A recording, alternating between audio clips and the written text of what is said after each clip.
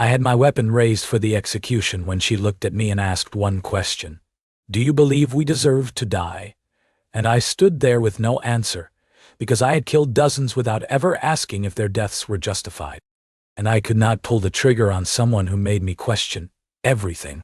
Sergeant Marcus Reed stared down at the Vel'Kari princess as she lay amidst the rubble of what was once a bustling outpost. The raid had been brutal. His squad's mission had been clear: destroy the enemy's stronghold and eliminate any high-ranking officers they found within. Aelindra, her name inscribed on every wanted poster he'd seen since joining the war effort, looked up at him now from where she was trapped under a fallen beam. Her silver skin shimmered in the dim light of their flashlights as blood trickled down one side of her face. "Do it, then," she said calmly, not even flinching when Marcus's weapon came into view once more. She wasn't trying to escape or negotiate. There were no pleas for mercy in those violet eyes that seemed to see through him and into his soul. "Do you believe we deserve to die?" Her voice was quiet but unyielding. Marcus hesitated, the barrel of his rifle trembling slightly as he tried to process her words. This wasn't how it usually went. This wasn't what they trained for in the academy. They killed enemies to win battles and secure their own survival. Simple as that. But Aelindra's question was anything but simple. He raised his weapon again, fingers curling around the trigger, ready to carry out the order when he saw her eyes widen ever so slightly before narrowing into a thoughtful expression. The question she had asked hung in the air between them like smoke from an extinguished fire, lingering and choking him with its implications. "Do you believe we deserve to die?"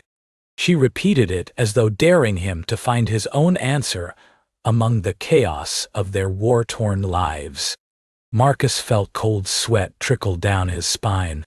Every instinct screamed at him to pull that trigger now, before he lost control, but something inside him, perhaps a long-buried kernel of humanity, resisted with equal fervor. "I do not know," Marcus whispered hoarsely, lowering the weapon and letting it dangle from his wrist like a dead weight. Aelindra blinked slowly as if in disbelief or shock. "You do not know if we deserve to die, yet you were going to kill me?" Her voice held an undercurrent of something more than mere curiosity. Maybe disappointment? Anger? Marcus shrugged helplessly, the motion almost involuntary. His mind scrambled for a justification, but found none that satisfied him any better now than they ever had before this moment.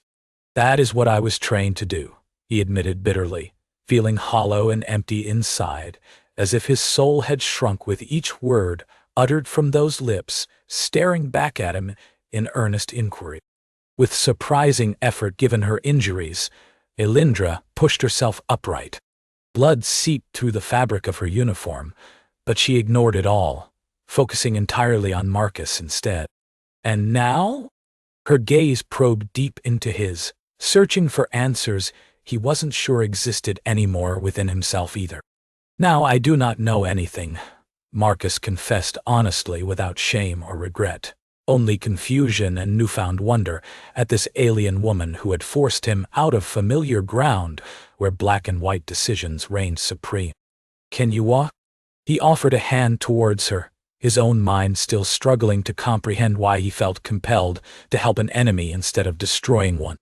"Why?" Aelindra's questioning tone was neither accusing nor reproachful, merely curious about this strange turn in events that defied logic yet held promise nonetheless. Marcus didn't have a good answer for such a fundamental query rooted deep within philosophical quandaries far beyond the scope of military orders. "Because I cannot kill you," he said simply, truthfully, without embellishment or excuse added on either side. Her violet eyes never left his face, though, as she asked again, quieter, yet sharper in its intent, "Where are you taking me?" Marcus shook his head regretfully because he truly didn't know, had no plan other than to try and figure things out. One step at a time now, rather than acting purely from orders drilled into him since childhood, until that very moment when everything changed. "Not after your question." She took his hand slowly, then allowed him to help her rise fully onto unsteady feet, but with a dignified grace that belied even this moment's physical toll upon her body and spirit alike. His world had shifted entirely upon being confronted by such a question from someone who should have been his enemy, yet suddenly felt more like an enigma, needing deciphering alongside its own redemption, equally as much required for Marcus himself too now. Somewhere, Marcus replied honestly, vaguely, to figure this out. Princess Aelindra Vel'Kari stood before him still, wounded but defiant in her stare. He led her away then towards whatever future awaited them, both uncharted and unpredictable, but filled with the potential of new understanding that neither could ignore or dismiss anymore. Sergeant Marcus Reed led Princess Aelindra Vel'Kari to a hidden location within an abandoned building, far away from the chaos of battlefields and military operations. The structure was dilapidated yet stable enough for their temporary refuge. Inside one of its shadowed rooms, he laid her down gently on what used to be someone's old workbench, cluttered with rusting tools and broken machinery.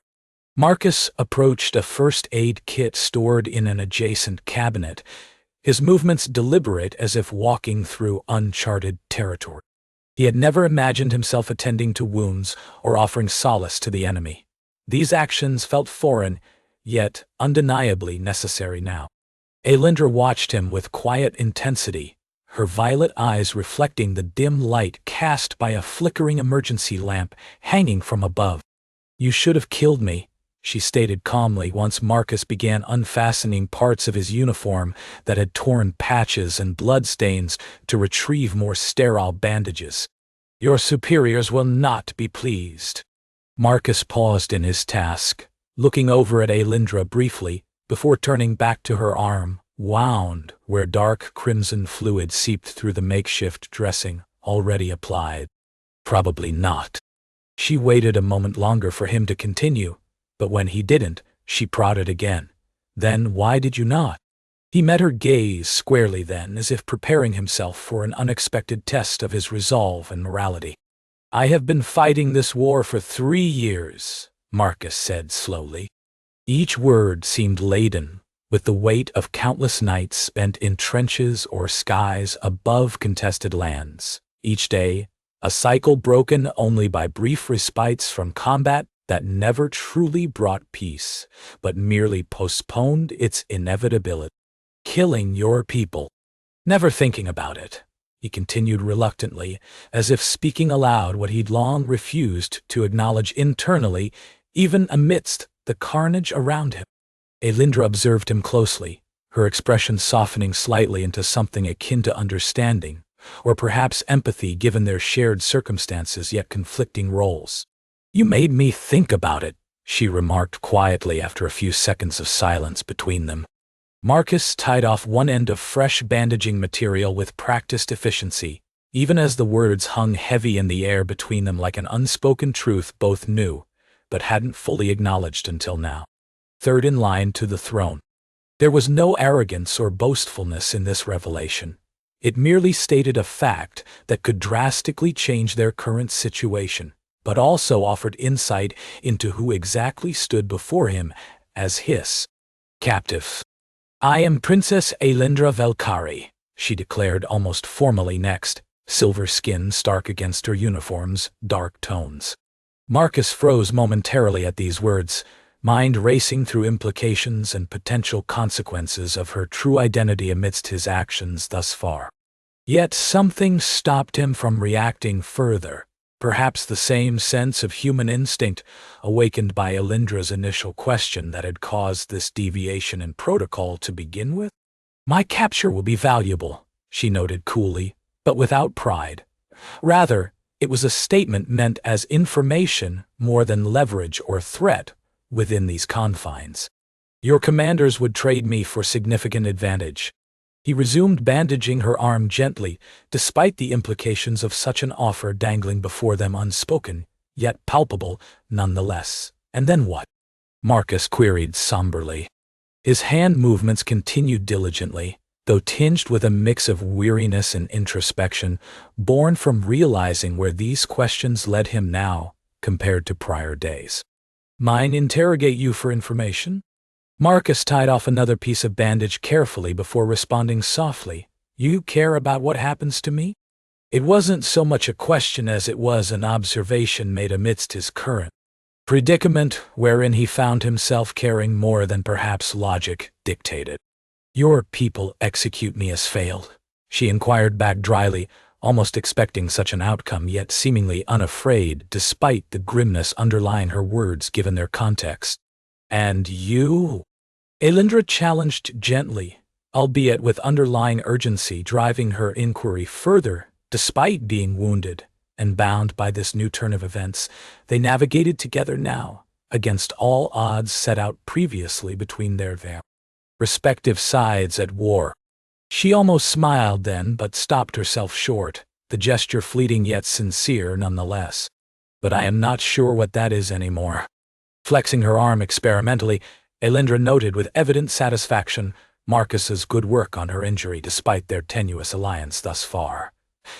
Tell me about your war, then, she proposed calmly, yet sincerely seeking mutual understanding and perspective as foundation for whatever path lay ahead, uncharted but potentially hopeful in light of this change. Marcus nodded once resolutely before answering, I care about doing the right thing, his voice carrying an unspoken weight he sought to convey without words alone. 3 years of conflict, painted starkly through Marcus's eyes, reflected back at Aelindra, tales of dead friends, turned into statistics on maps rather than cherished memories preserved among loved ones far away. Propaganda machines had spun narratives, portraying Vel'Kari aggression as cause for justified human retaliation, yet ultimately reduced to personal accounts shrouded in blood and loss alike. Princess Aelindra listened intently, her violet gaze flickering between memories of battles, lost by her own days, passed in a strange quiet limbo where Sergeant Marcus Reed found himself hiding deep within enemy territory with Princess Aelindra Vel'Kari as his captive turned companion. Orders received without question, until now, perhaps where such actions face scrutiny previously unvoiced, due fear or duty overriding individual conscience. The silence between them was broken only by their shared need to survive and understand each other's worlds beyond the surface of war propaganda. Marcus could not return to base, not without facing severe punishment for allowing a high-ranking prisoner escape or worse, harboring her when he had no valid reason to keep her alive. He taught Aelindra about humans, our culture, our history, even trivial things like why we celebrate certain holidays despite the ongoing conflict. She, in turn, shared with him stories of Vel'Kari's society, their customs, laws, and a deep-rooted reverence for honor that seemed alien yet oddly familiar to Marcus as his own military upbringing. Misunderstandings bred distrust, which in turn led to violence that sustained itself through profits made from arms sales and political leverage gained via battlefield victories rather than genuine peace negotiations aimed at resolution. As they learned more about each other, it became increasingly clear how much of the war was fueled by ignorance on both sides. Each day brought new orders demanding stricter enforcement against enemies who dared to question the established order. Each night saw Marcus and Aelindra moving further away from safe zones into territory where survival itself was uncertain. One evening, while securing their makeshift campsite deep within enemy lines, camouflaged amidst dense foliage with only a flickering light revealing shadows of shared experiences, they had a conversation that cut deeper than any weapon could pierce. Colonel Vance's patrols began searching for Marcus, his absence noted alongside reports of a Vel'Kari royal officer missing under mysterious circumstances. Marcus, Aelindra began quietly, her voice carrying an unspoken weight, as it always did when she addressed him directly. He looked up from where he was sharpening his blade on a stone near the firelight, to meet her gaze across their campsite. "Why do you protect me?" she asked softly, yet with underlying urgency. "I am the enemy." Marcus paused, setting down his tools before turning fully towards Aelindra, who sat facing him against one side of their sheltered space. "I still don't have an answer for that." Aelindra's expression softened slightly at his admission, violet eyes narrowing thoughtfully as she considered what it meant in the broader context of their situation and its implications beyond just a case. This single interaction. The flicker cast dark shadows around them but highlighted her silver skin and disheveled white hair all too well. "I couldn't kill you," he said slowly after a moment's reflection. "You asked me if your species deserved to die. And now," she prompted gently after some silent contemplation from both sides. "I'm starting to think maybe not," Marcus answered honestly. "But I don't know how that changes anything." She moved closer then, her movement deliberate, yet unthreatening given the circumstances under which they found themselves entwined despite opposing forces. The firelight danced across features, etched with wariness, mixed with a newfound curiosity towards an unexpected bond forged amidst conflict. "You were ready to die when I first captured you," Marcus continued quietly after observing Aelindra's proximity and the quiet contemplation on her face. "I remember thinking that." Aelindra nodded slowly, in acknowledgement of his statement, violet eyes searching deeper into him as if seeking validation or confirmation of what she already suspected based on their evolving dynamic. "Hope that perhaps not all humans want us Vel'Kari dead." Their gazes locked tightly for several heartbeats before Marcus responded, feeling the truth resonate deeply within him, even as it contradicted everything he'd been trained to believe about his enemy. Hope that there could be more between us than just combat and hatred. The air seemed charged then with unspoken tension, carried by years of built-up animosity, suddenly undermined in favor of mutual understanding born from shared vulnerability amidst conflict's chaos. "You gave me something unexpected," she finally admitted softly after a moment. "Maybe you gave me something unexpected too," he countered carefully. Marcus hesitated only briefly against every instinct screaming this was wrong, given their roles and standing at war, but also recognizing that when Aelindra asked her question, it altered not just his actions in response to immediate circumstances, but possibly the entire trajectory of what came next between them.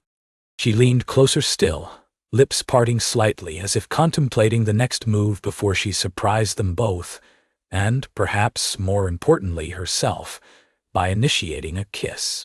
When they pulled apart breathless yet connected on an unseen level beyond physical proximity or temporary truce forged against all odds set forth initially. "What do we do now?" Marcus asked aloud what seemed to echo within their hearts. Unspoken until this moment. He kissed back tentatively, finding amidst the tension something real, something honest about who they were together now, versus separate combatants driven by duty and ideology alone. "We change things," she declared resolutely, yet not without hope-tinged optimism that perhaps together they could bridge gaps between worlds where others found only hostility entrenched through years, if not generations-long conflict. Unresolved. Marcus nodded once firmly, then squeezed back reassuringly as realization dawned upon both their faces simultaneously. The war needed to end.